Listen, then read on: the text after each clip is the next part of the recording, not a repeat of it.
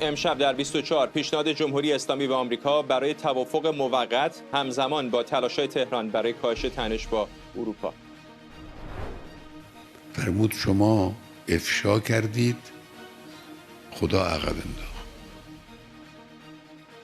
رهبر جمهوری اسلامی هم بر ضرورت سکوت معترضان به عقب نشینی‌های موقتی و تاکتیکی تاکید کرد.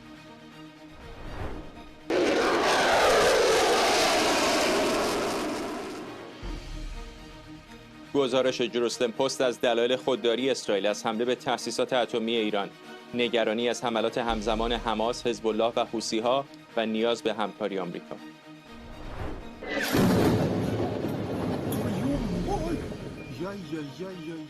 و ده‌ها کشته و زخمی در حمله مرگبار روسیه به کیف در میانه مذاکرات صلح. ترامپ با ابراز ناراحتی از پوتین گفته جنگ متوقف و توافق صلح نهایی بشه. از استودیوی ایران اینترنشنال این 24 است با فرداد فرهزاد. بینندگان ایران اینترنشنال در ایران و سراسر جهان سلام و وقت بخیر. سایت آکسیوس ساعتی پیش به نقل از دو منبع آگاه گفته وزیر خارجه جمهوری اسلامی در جریان مذاکرات به استیو ویتکاف پیشنهاد توافق موقت داده، چرا که به گزارش آکسیوس تهران بر این باور که دستیابی به توافق نهایی هسته‌ای با مهلت پیشنهادی دونالد ترامپ شاید ممکن نباشه. همزمان عباس عراقچی در ارتباط با تنش‌های اخیر میان ایران و سه کشور اروپایی گفته روابط تهران با فرانسه، آلمان و بریتانیا در پایین ترین سطح قرار داره و شرایط فعلی رو بازی باخت باخت توصیف کرده. عراقچی گفته الان توپ در زمین کشورهای اروپاییه. خبرنگارانمون آرش علایی از کنگره آمریکا و سمیرا قرایی از کاخ سفید با ما هستند. با آرش شروع می‌کنم. چه بیشتر می‌دونیم در مورد این پیشنهادی که آکسیوس ازش پرده برداشته؟ خب فرداد هر چقدر بیشتر می‌گذرد از این مذاکرات و ملاقات‌های پی در پی مقامات دولت ترامپ با دیگر کشورها، مقامات دیگر کشورها، بعضا خبرنگارانی که اون وسط هستند و با این مقامات دیدار میکنن، جزئیات بیشتری هم ما میشنویم در مورد این مسئله. من این قضیه‌ای که گفته میشد که آقای عراقچی گفته است با آقای ویتکاف که این داستان 2 ماه بیشتر طول میکشد رو چند روز پیش هم اینجا در کنگره شنیده بودم که این داستان ممکن است بیشتر از 2 ماه طول بکشد. اما اون داستان وقتی میرسد به اون بیشتر از 2 ماه که مسائل تکنیکی و اینکه حالا چند تا سانتریفیوژ کجا باشد و چه جوری میشود اینا رو بازرسی کرد مشخص شده باشد. الان هنوز جمهوری اسلامی و امریکایی ها نرسیدن حتی به اون جایی که بخواهند بگویند خب این چارچوب مذاکرات هست و قرار است در این داستان چه بکنیم. امروز وزارت خارجه آمریکا معرفی کرده است کسی که قرار است سرپرست گروه آمریکایی باشد برای مذاکرات فنی، آقای مایکل آنتون، که خب ایشون یک فرد بسیار پرقدرت در حزب جمهوری خواه است، یک بوروکرات پشت پرده. آقای مایکل آنتون کسی هست که خیلی ما راجع به مسائل ایران تا حالا ازش نشنیدیم، نوشته‌ای هم راجع به این مسئله ندارد که اظهار نظر شخصی کرده باشد. معلوم نیست از طرف آقای آنتون به این داستان چگونه نگاه می شود. آیا ایشون مخالف برنامه جمهوری اسلامی است کاملا؟ آیا حاضر است در یک سری موارد با جمهوری اسلامی بشیند و معامله و مذاکره کند؟ فعلا مایکل آنتون قرار است ریاست یک گروهی داشته باشد از 12 متخصص دیگر. خودش دکترای علوم سیاسی دارد و تجربهش در مسائل سیاسی است. در دولت جورج بوش پسر خدمت کرده، در دولت اول ترامپ خدمت کرده است، به آقای ترامپ خیلی نزدیک است. آقای ترامپ به ایشون بسیار اعتماد دارد. به نظر می آید ایشون قرار است مأموریت فردی رو داشته باشد که برود بین این وزارتخانه های مختلف و آژانس های اطلاعاتی که در آمریکا تعدادشون کم هم نیست و سعی کند بین اینها در واقع کانسنسس به وجود بیاورد، یک اجماع به وجود بیاورد از آن چیزی که باید جمهوری اسلامی رعایت بکند یا نکند در این مذاکرات. این آژانس ها و این وزارتخانه ها همه با هم در این زمینه قرارند با هم موافق باشند و روی یک صفحه قرار بگیرند و آقای مایکل آنتون هم به نظر می آید که سابقه به اندازه کافی دارد در مورد در اوایل اینکه آقای ترامپ به کاخ سفید راه پیدا کرده بود ایشون مسئول سیاستگذاری وزارت خارجه بود. هنوز هم یک فردی است که همونجور گفتم پشت پرده خیلی قدرتمند هست و آقای ترامپ بهش اعتماد زیادی دارد و الان هم این گزارش که پلیتیکو هم که داده است در مورد آقایان ویتکاف و عراقچی به نظر میاد سرآغاز یک داستانی باشد برای اینکه فعلا بخوان چارچوب ها رو مشخص کنن، کما اینکه هنوز خیلی ها شک دارن که این مذاکرات حتی فراتر از همین یک جلسه ای که قرار است کارشناسی کند برود. سمیرا، میدونم که در همین لحظات گذشته دونالد ترامپ چیزی در مورد توافق ایران گفته. چه گفته او؟ فرداد، آقای یوناس استیر نخست وزیر نروژ همین الان اینجاست. 2-3 ساعت پیش آمد که با آقای ترامپ دیدار بکنه، ناهار با هم بخورند و در جریان اون صحبت‌های دو جانبه‌ای که همیشه آقای رئیس جمهور وقتی که میزبان رهبران مختلف دنیاست داره، با خبرنگاران نشستن، سوال و جوابات رو پاسخ دادند. آقای روبیو در اتاق بود، آقای هکسس در اتاق هست، فکر می‌کنم همچنان در همون اتاق نشسته باشند. خیلی بحث اوکراین و روسیه خب مطرح بود امروز، به خاطر حالا حضور نروژ هم هست. جایی رو آقای ترامپ از آقای روبیو خواست که راجع به صلح روسیه و اوکراین صحبت بکنه. آقای روبیو در بین صحبتاش گفتش که آقای ترامپ رئیس جمهوری است که به دنبال صلح، به هیچ عنوان دلش نمیخواد که هیچ جنگی رو آغاز بکنه و جنگ‌های جاری رو هم میخواد جمع بکنه و به همین خاطر که ما داریم با ایران صحبت میکنیم. ادامه صحبت‌ها راجع به روسیه و اوکراین تمام که کرد، آقای ترامپ گفت اجازه بدید من میخوام ادامه بدم صحبت آقای روبیو و چیزی اضافه کنم. اینجا خودش آمد بدون اینکه ازش سوالی راجع به ایران پرسیده بشه، راجع به ایران گفت که گفتگوهای بسیار خوبی در جریانه و برای اولین بار از صفت جدی استفاده کرد. در این 2-3 هفته گفت گفتگوهای ما با جمهوری اسلامی جدی است و دو گزینه بیشتر وجود نداره. آن گزینه دیگر گزینه بسیار بسیار بدی است و او امیدواره که اتفاقات خوبی بیفته و به این ترتیب جانهای زیادی نجات پیدا بکنه. این صحبتایی که آقای ترامپ حدود نیم ساعت یک رو به پیش انجام داد، اما گذشته از این تحولات زیادی داشتیم. آکسیوس گزارشی رو منتشر کرده به نقل از منابع آگاه راجع به هفته گذشته در روم که عراقچی چه چیزهایی با آقای ویتکاف گفته. بحث توافق موقت پیشتر هم مطرح شده بود به نقل از منابع آگاه، اینکه جمهوری اسلامی به دنبال اینه که با آقای ویتکاف پیشنهاد بده که به یک توافق موقت برسند، به این خاطر که اون ضرب العجل 2 ماهه وجود داره و بعد از اون بتونن به یک توافق جامع برسند. ما ولی امروز داریم میشنویم که جمهوری اسلامی صبر کرده تا دور دوم مذاکرات، اونجا این بحث توافق موقت رو مطرح کرده. آقای عراقچی با آقای ویتکاف گفته که جزئیات بسیار زیاده، مسائل فنی بد نیست که ما ابتدایی هم به یک توافق موقت برسیم، بعد از اون بریم به سمت یک توافق جامع، که باز بر اساس اون چیزی که آکسیوس میگه آقای ویتکاف با چنین چیزی موافقت نکرده و گفته باید تمرکزمون بر این باشه که در همین 2 ماهی که آقای ترامپ در اختیار ما گذاشته به یک توافق جامع برسیم. در انتهای این 2 ماه ببینیم که کجا ایستادیم، برگردیم مرور کنیم، اگر لازم بود این ضرب العجل رو تمدید بکنیم، ولی در ابتدای امر ایالات متحده با توافق موقت موافق نیست، به دنبال توافق جامع است و این چیزیه که ما از در رابطه با روز شنبه شنیدیم، شنبه‌ای که گذشت در روم. حالا شنبه‌ای که در عمان در پیش رو داریم، میدونیم که مذاکرات فنی قرار هست که در ابتدای امر برگزار بشه. از سمت جمهوری اسلامی نام رسمی ما نداریم، ولی به احتمال بسیار زیاد آقای تخت روانچی مذاکرات فنی رو از سمت ایران زیر نظر عراقچی هدایت خواهد کرد.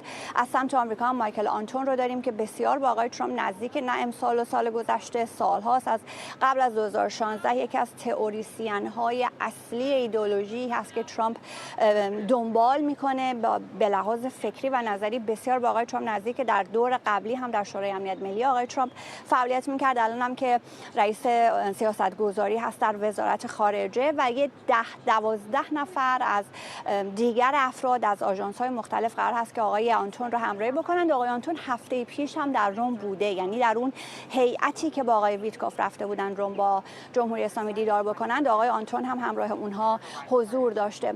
بحث صحبت‌های علی خامنه‌ای هم هست که اینجا من هنوز در رسانه‌های آمریکایی ندیدم واکنشی داشته باشه. اون هم به شدت در حال شبکه‌های اجتماعی یا رسانه‌هایی در داخل ایران تحلیل‌هاش داره ارائه میشه راجع به اینکه دهن لقی نکنیم، بدونیم کجا زبان به دهان بگیریم، بدونیم کجا اعتراض نکنیم، چیزی رو افشا نکنیم. صحبت‌های هست که بسیاری دارن به این ربط میدن که مریدان زبان علی خامنه‌ای در شرایط فعلی که به دنبال توافق به آمریکاست ساکت باشن، اعتراضی نکنن و یک خوانش دیگر که میشه از صحبت‌های علی خامنه‌ای کرد، میشه این رو به بحث بمب هسته‌ای هم نسبت داد که اگر دهانمون رو جای درست، زمان درست باز نمی‌کردیم شاید به اون چیزی که دلمون می‌خواست تا الان رسیده بودیم و از این به بعد هم بهتره که زبان به دهان بگیریم و راجع به چیزهایی که میتونه تاریخ رو عوض بکنه بی موقع حرف نزنیم. فرداد. ممنونم از هر دوی شما، آرش علایی در کنگره و سمیرا قرایی در کاخ سفید. با ما یک دور دیگه حرفایی که سمیرا گفت رو تکرار میکنم. دونالد ترامپ رئیس جمهوری آمریکا در دیدار با نخست وزیر نروژ در مورد ایران هم صحبت کرده. آقای ترامپ گفته که در رابطه با ایران خیلی خوب پیش میریم و جلسات بسیار جدی داشتیم و اضافه کرده که فکر میکنم توافق با ایران به خوبی پیش میره، کارهای زیادی در حال انجام، یکی از این مسیرها به خوبی داره طی میشه، ممکنه به تصمیمات بسیار خوبی برسیم و به گفته رئیس جمهوری آمریکا جانهای زیادی نجات پیدا کنه. اما در ارتباط با نگرانی‌های غرب از فعالیت‌های هسته ایران، مدیر کل آژانس بین‌المللی انرژی اتمی هم خواهان توزیع تهران در مورد حصارهای اطراف مراکز هسته‌ای در ایران شده. پیشتر مؤسسه علوم و امنیت بین‌المللی با استناد به تصاویر ماهواره‌ای گفته بود ایران در حال ایجاد یک محیط حفاظتی در اطراف 2 تونل در نزدیکی مجتمع هسته‌ای نتنز.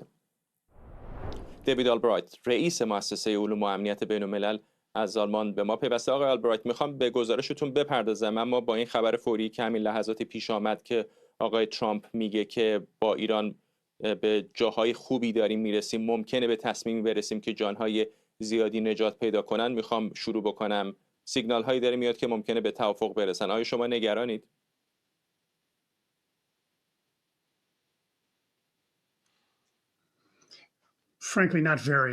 راستش رو بگم خیلی خوشبین نیستم.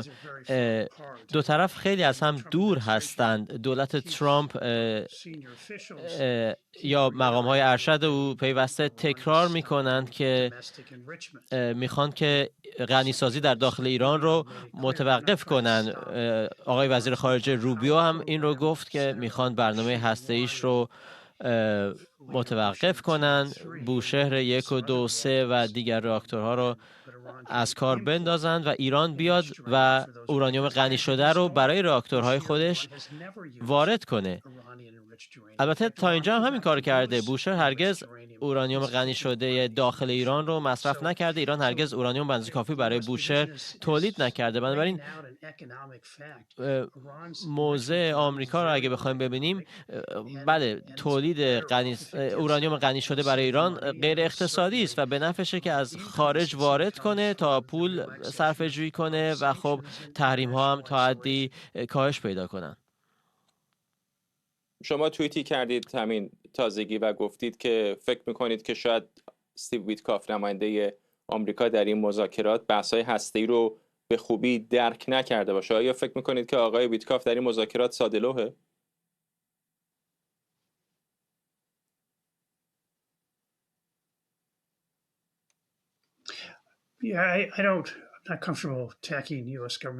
خب من نمیخوام که در انظار عمومی حمله کنم به مقام‌های آمریکایی، ولی خب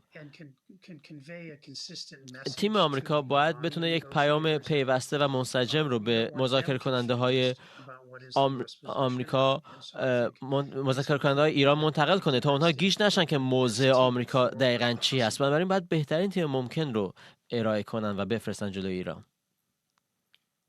برگردیم به گزارش مؤسسه شما که الان آژانس بین‌المللی انرژی اتمی همون رو تایید کرده که در اطراف بعضی از ورودی‌های نتنز حصارهای حفاظتی دارن میذارن. فکر میکنید که بر اساس آن تصاویری که خودتون هم منتشر کردید هدف از این کار چه بوده و چقدر واقعا در صورت یک رویارویی نظامی میتونه کمکی بکنه به جمهوری اسلامی؟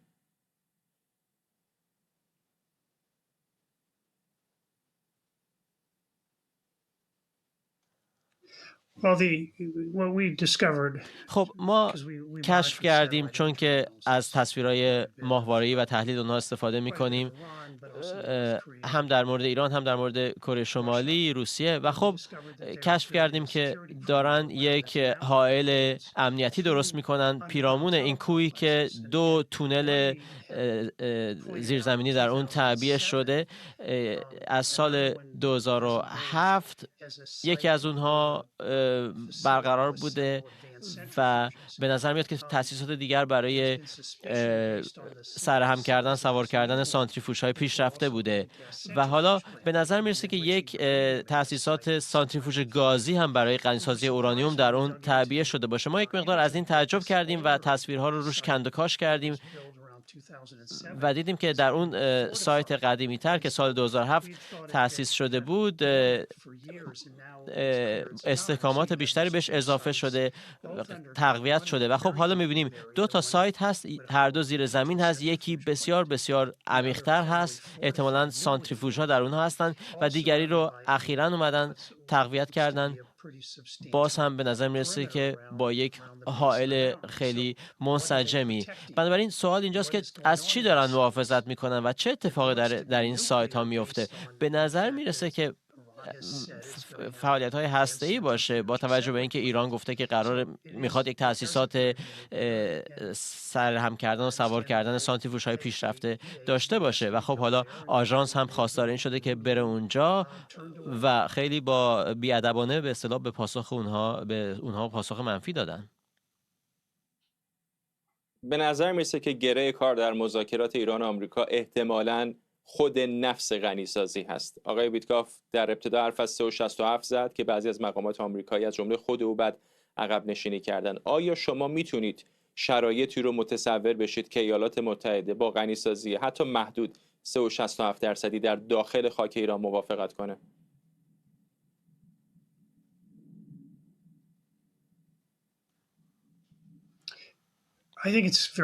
فکر میکنم خیلی احتمالش کم باشه که آمریکا این رو بپذیره.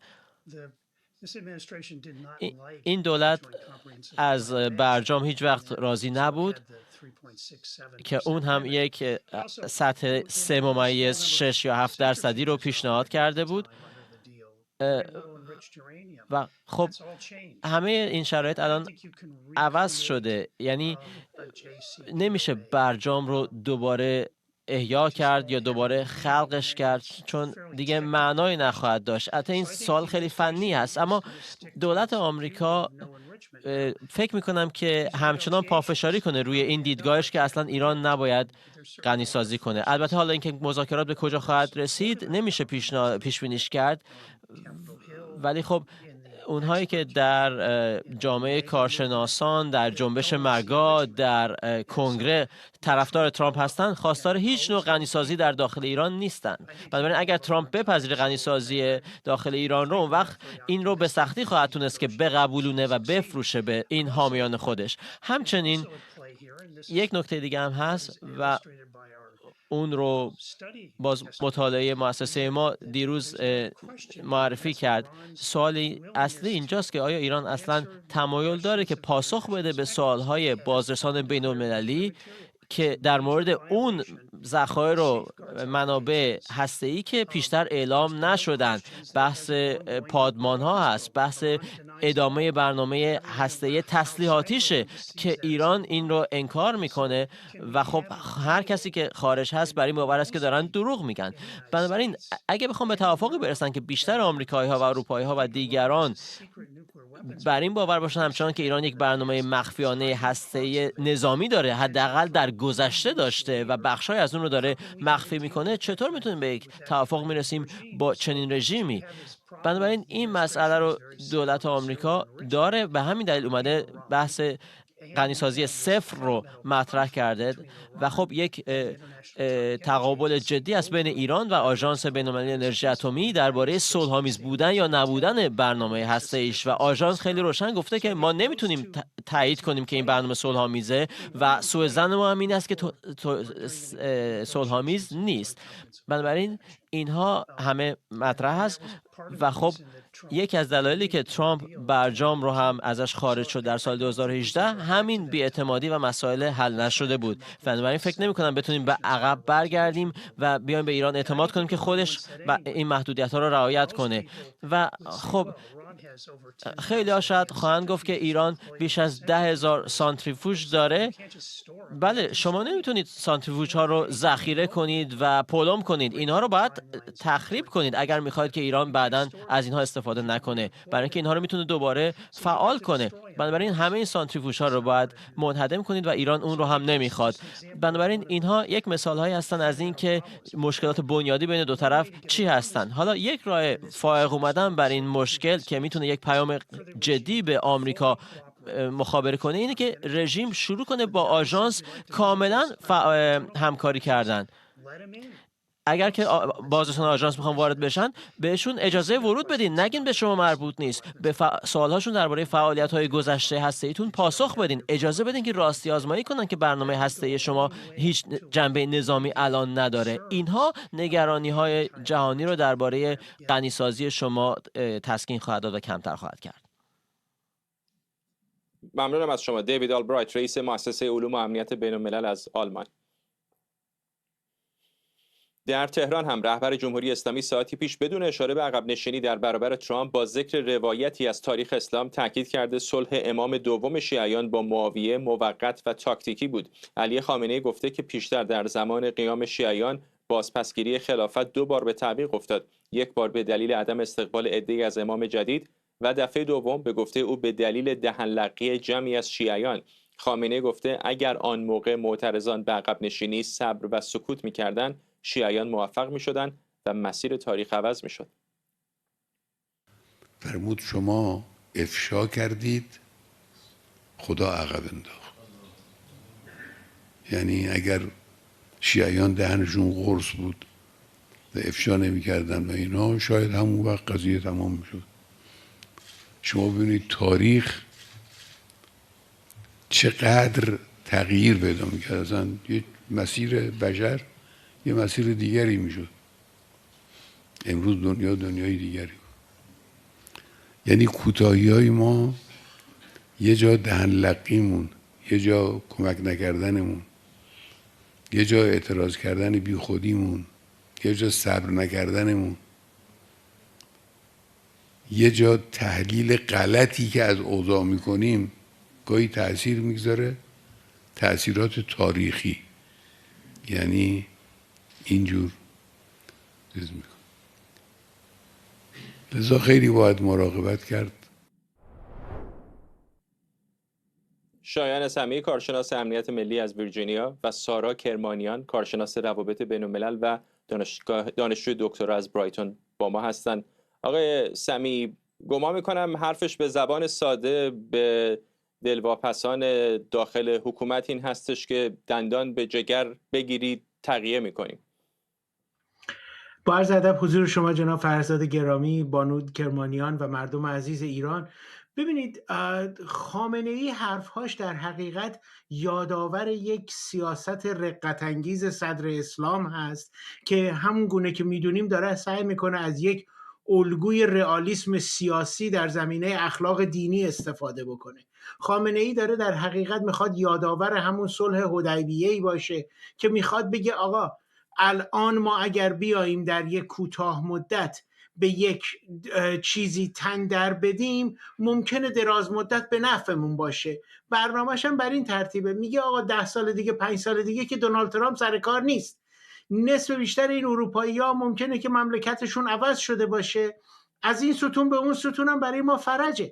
در حال حاضر اگر همگی مردم در ایران و همگی طرفداران ایشون سکوت اختیار بکنن یا حرف زیادی نزنن یا حتی یک مقداری عقب نشینی رقتبار رو برای یک مدتی بپذیرن، ممکنه در نهایت به نفعشون بشه. این رو ضمناً ما در کشورهای دیگر هم دیدیم. ژنرال مشرف هم وقتی که در پاکستان اومد اجازه داد به هواپیماهای امریکایی که از اونجا رد بشن، اومد در تلویزیون صحبت کرد، گفت ما از فضیلت پیامبر داریم استفاده میکنیم که از پیمان بستن با مشرکین استفاده بشه. پس ما داریم به این مرحله میرسیم که خامنه‌ای خودش میدونه که نه راه پس داره نه راه پیش داره. از یک طرف میخوان زمان بخرن، از یک طرف عراقچی برمیگرده میگه من حاضرم برم با ترویکای اروپایی ها ملاقات بکنم. چرا؟ چون فقط میخواد که از اونها زمان بخره، مکانیزم ماشه رو فعال سازیشو به عقب بندازه.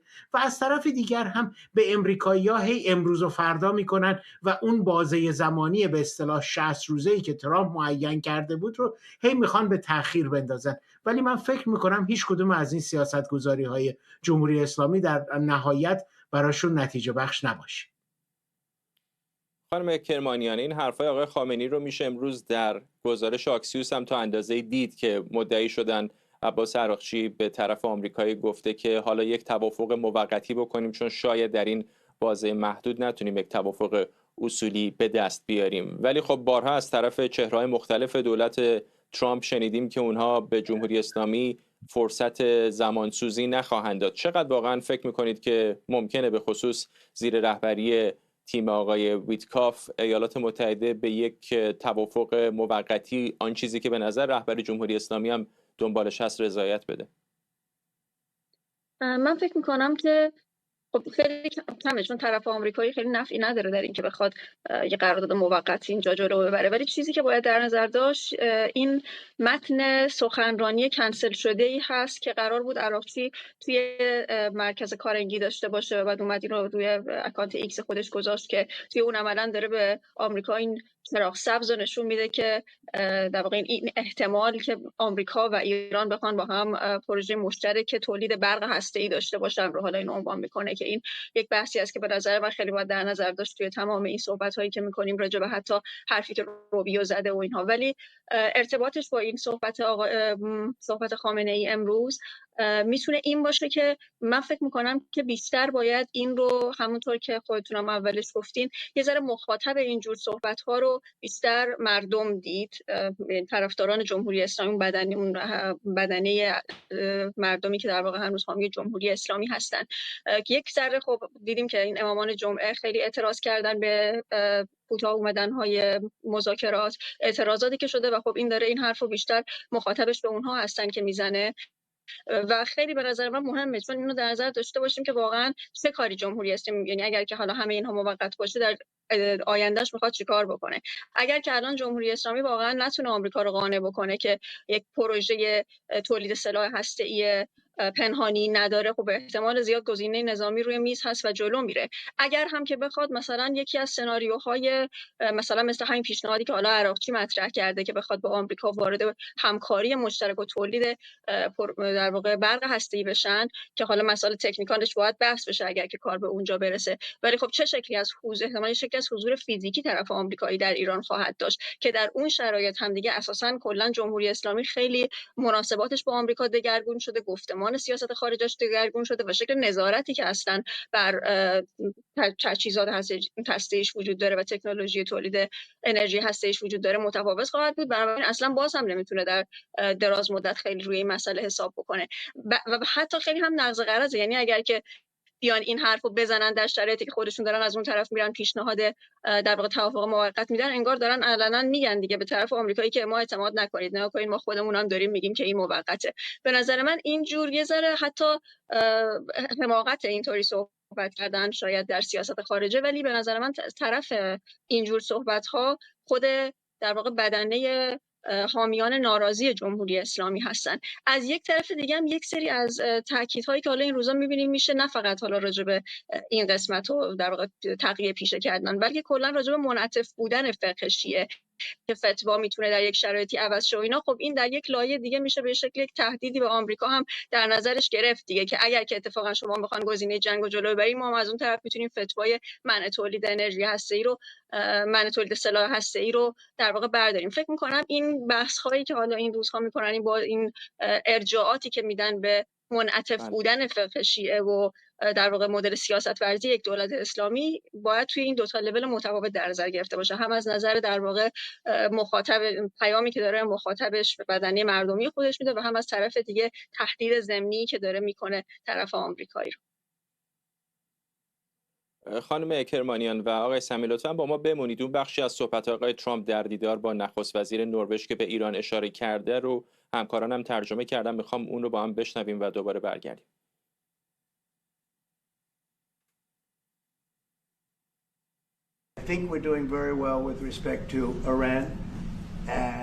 فکر می کنم در مورد ایران بسیار خوب پیش می رویم و جلسات بسیار جدی داریم. تنها 2 گزینه در پیش دارند و یکی از آنها اصلاً خوب نیست. فکر می کنم در مسیر توافق با ایران بسیار خوب پیش می رویم و این موضوع در حال پیشرفت است. می توانیم به تصمیم بسیار خوبی برسیم و جانهای زیادی نجات پیدا خواهند کرد.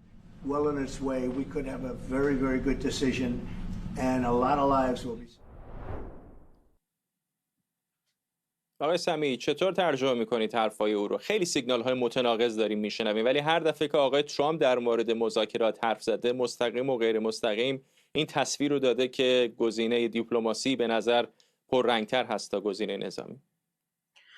ببینید آقای ترامپ داره سعی میکنه که همه جوره موقعیت رو برای خودش مثبت نگه داره.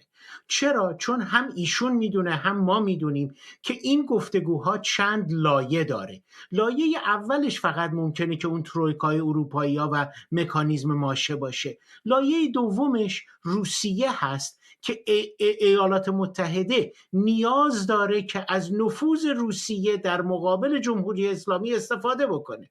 روسیه هم آمده میگه من حاضرم جمهوری اسلامی رو قربانی بکنم، ولی اون هم هزینه‌ای برای شما داره در زمینه مسئله آتشبس با اوکراین. اروپایی ها هم یک لایه دیگر این مسئله رو تشکیل میدن که اروپایی ها هم به آقای ترامپ میگن اگر میخواهی در زمینه ایران ما مکانیزم ماشه رو فعال نکنیم، پس شما بایستی دست برتری در مقابله با روسیه در برابر اوکراین به ما بدی. یعنی ببینید ایشون الان داره در حال یک رقص چندگانه‌ای هست که میخواد ببینه چجوری میتونه از این مسئله جان سالم به در ببره. در حال حاضر ترامپ داره سعی میکنه با فشار گذاشتن روی نقاط ضعیفتر، از همه این گروه ها ضعیفتر هم فعلا زلنسکی رو میبینه، و بعد روی جمهوری اسلامی. اما میخواد جمهوری اسلامی رو تا حدی بتونه با خودش بکشه که ببینه چه امتیازات دیگری میتونه به دست بیاره. من فکر میکنم این چندگانه گویی هایی که آقای ترامپ از این ور میاد صحبت میکنه، از طرف دیگر آقای روبیو 2 روز پیش میاد میگه که جمهوری اسلامی اگرم میخواد غنی سازی داشته باشه بایستی از خارج بیاره، نمیتونه خودش استفاده بکنه، خودش این کار رو بکنه. پس یعنی ببینید از یک طرف با زبان نرم صحبت میکنن، از یک طرف با زبان سخت، برای اینکه میخوان جمهوری اسلامی رو در یک تشویش فکری نگه دارن. ممنونم از هر دوی شما. شاهین سمی کارشناس امنیت ملی از ویرجینیا و سارا کرمانیان کارشناس روابط بین‌الملل از برایتون بریتانیا. کانال 12 اسرائیل در گزارشی به نقل از منابع دیپلماتیک نوشته اسرائیل به شدت نگران ایالات متحده از نظر اسرائیل در آستانه یک توافق بد با ایران قرار داره که شرایط اساسی برای جلوگیری از دستیابی جمهوری اسلامی به سلاح هسته‌ای رو برآورده نمی‌کنه. به گزارش این رسانه اسرائیل معتقد مذاکرات فعلی با جمهوری اسلامی در سطحی بسیار بسیار پیشرفته است. در همین حال روزنامه جروسلم پست از دلایل خودداری اسرائیل در سال پیش برای حمله گسترده به تأسیسات هسته ایران نوشته. به گزارش جروسلم پست اسرائیل با نابود کردن بخش عمده پدافند هوایی ایران توانایی انهدام تأسیسات هسته‌ای را به دست آورده بود، اما به دلیل تهدیدات حزب الله، حماس و حوثی‌ها و نیاز به هماهنگی با آمریکا از حمله گسترده خودداری کرده. بن سبتی پژوهشگر ایران و اسرائیل از تل‌آویو با ماست. آقای سبتی در مصاحبه قبلی هم گفتم سیگنال‌های مختلفی داره میرسه، انصافاً هم دقیقاً نمیشه فهمید که دولت اسرائیل کجای این مذاکرات قرار گرفته. میبینیم آقای ترامپ توییت میکنه که همسو هستیم و در این حال همین چند دقیقه پیش از آقای ترامپ میشنویم که مذاکرات داره کم و بیش خوب پیش میره. چقدر فکر میکنید که دولت اسرائیل نگران یک توافق احتمالی به زعم اونها بد هست؟ بله درست همینطور که شما گفتین و در بحث قبلیتون هم گفته شد، اون کلمه خوب که ترامپ به کار میبره اون شاید در ذهن اون خوب هست و مثبت هست، ولی برای اسرائیل این موضوع مبهم و نگران کننده هست، چون این مذاکرات بین آمریکا و جمهوری اسلامی یک مقدار واقعا سطحی و غیر قابل پیش بینی پیش میره. هر هفته به مدت چند ساعت کم اینها میشینن در سطح وزرای خارجه و در سطح بالا، میشه گفت در واقع این بالاترین سطحیه که جمهوری اسلامی میتونه به خودش اجازه بده و خیلی کلیگویی میکنن و ترس اسرائیل از این هست که اینها در واقع همونطور که در مورد حرفهای خامنه‌ای هم گفتین، اینها به یک نحوی یک فریب به وجود بیارن و آمریکا رو با یک کلیگویی و یک سری از این حدیث‌ها و مسائل دینی سر آمریکا رو به قول معروف کلاه بذارن. برای همین اسرائیل واقعا از جزئیات این مذاکرات اطلاعی نداره و نمیتونه خودش در یک جا مثلا سکوت کنه و بنشینه و اقدامی رو آماده نکنه برای میشه آقای ثبتی واقعا میشه مثلا سر ایالات متحده آمریکا رو کلاه بذارن؟ بالاخره الان میدونم در سطح دیپلمات‌های ارشد مثل آقای ویتکاف مذاکره داره انجام میشه، اما بالاخره کارشناسان هسته‌ای خواهند آمد. سرویس‌های اطلاعاتی آمریکا اشراف واضح و مهمی بر برنامه هسته ایران دارن. فکر نمی‌کنید که وقتی پای جزئیات برسه به این سادگی ها نخواهد بود که بخوان سر آمریکا رو کلاه بذارن؟ بله، ما هم امیدواریم، نه فقط برای اسرائیل بلکه برای هم مردم ایران هم حتی مردم اروپا. میشه گفت که الان به خاطر موضوع موشکی جمهوری اسلامی دیگه میشه گفت اونها هم نزدیک به این تهدید هستند. اما وقتی دو دور مذاکرات انجام میشه به حدود 4-5 ساعت هفته یک بار و همه بیرون میان و خیلی مثبت نگاه میکنن به این مذاکراتی که بوده، آقای ترامپ همش میگه اینها مثبت و خوب بوده، پس حتما یک پیشرفتی شده و جمهوری اسلامی یک حقه‌ای زد به نظر من که این مذاکرات فنی رو از روز چهارشنبه منتقل کرد به روز شنبه برای که اون سایه اون دیپلمات‌ها بر روی سر اشخاص فنی باشه. ببینید در خیلی وقتها، گاهی وقتها سیاستمداران وقتی میخوان از یک موضوعی چشم‌پوشی کنن، یک موضوعی رو پیش ببرن و اون بریرها، اون چیزهایی که مزاحمشون هست رو نادیده بگیرن و کوچک بگیرن، اونها رو متحد میکنن، اون اشخاص فنی رو کنار میذارن.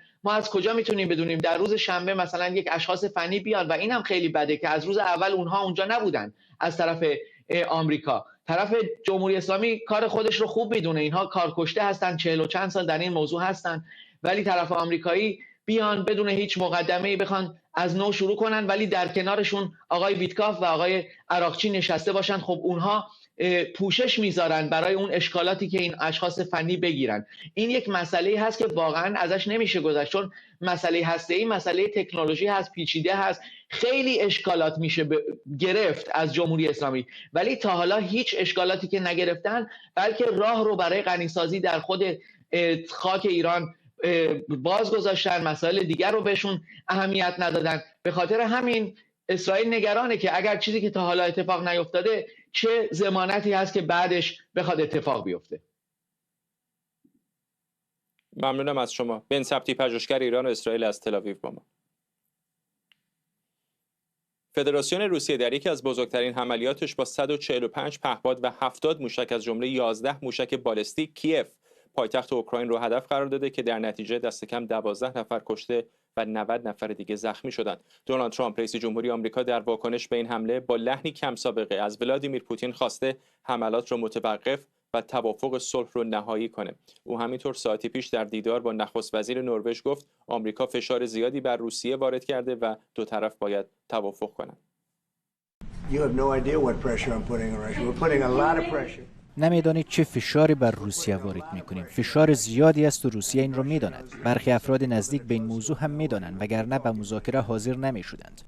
اونا حاضر به مذاکره شدن و ما فشار زیادی وارد میکنیم. فکر میکنم میخواهد توافقی انجام دهد. به زودی خواهیم دید. اما توافق نیاز به دو طرف دارد. اوکراین هم باید بخواهد توافق انجام شود. آنها به شدت تحت فشارند و باور دارم که میخواهند به توافق برسند.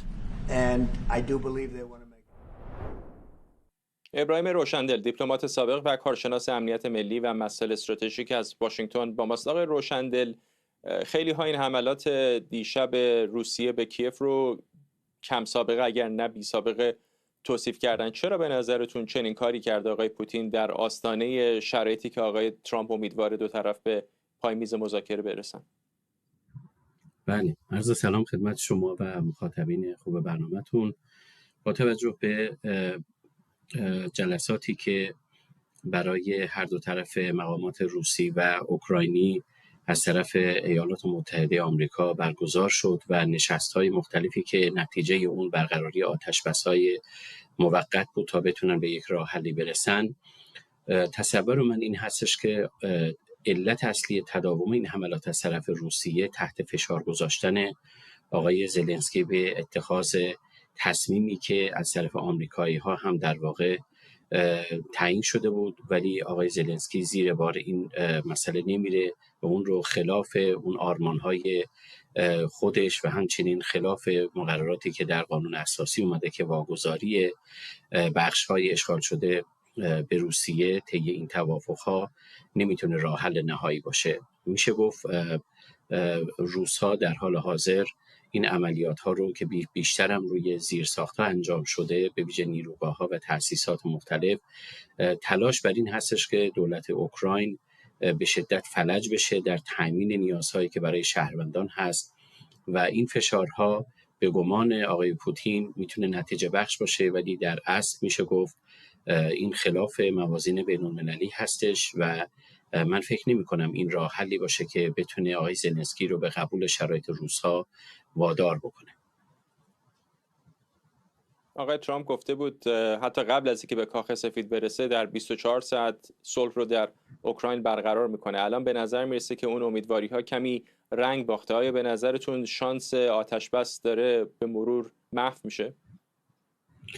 ببینید، بر اساس اون چیزی که میشه گفت معادله تخاصم رو میشه در بین دو طرف درگیر یعنی روس‌ها و اوکراین ما تصور بکنیم، میشه گفت نگاه آقای ترامپ یک نگاه خوشبینانه بود در ابتدا. دلیل این کار هم اینه که آقای ترامپ دکترین خودش رو بر رفع تمام تنش‌های نظامی گذاشته در عرصه بین‌المللی و به ویژه در خاورمیانه به همین شکل که راه حل‌های مشخصی رو با ارائه تضمین‌ها و پیشنهادهای اقتصادی برای طرفین داشته باشه، چه به صورت اینکه قراردادی رو با اوکراین ببنده و یا با روس‌ها ببنده. من میخوام اینو عرض بکنم که حدود 112,000 کیلومتر مربعی که روسیه اشغال کرده، میشه گفت نزدیک 19% خاک اوکراین، وضعیت رو به گونه‌ای رسونده که هم ترکیب جمعیتی در 4 تا استانی که تصرف شده، تقریباً